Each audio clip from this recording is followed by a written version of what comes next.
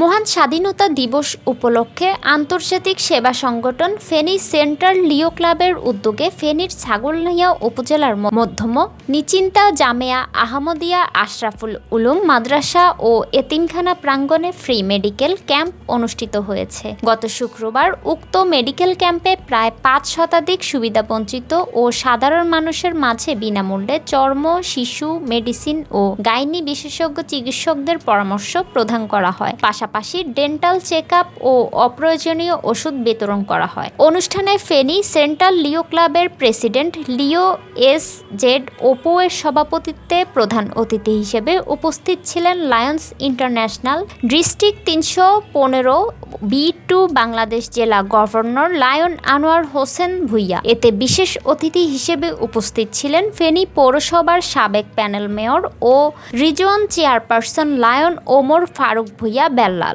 Radhanagar union পরিষদের সাবেক chairman Rabiul Alam Mahbub, Lion Palash Chandra Sutradhar, Radhanagar union পরিষদের সদস্য সচিব হুমায়ুন খন্দকার। উল্লেখ্য, এই মেডিকেল ক্যাম্পের মাধ্যমে দরিদ্র ও সুবিধাবঞ্চিত মানুষের মাঝে প্রয়োজনীয় স্বাস্থ্যসেবা পৌঁছে দেওয়ার একটি কার্যকর উদ্যোগ গ্রহণ করা হয়েছে, যা স্থায়ীভাবে ব্যাপক প্রশংসা কুড়িয়েছে।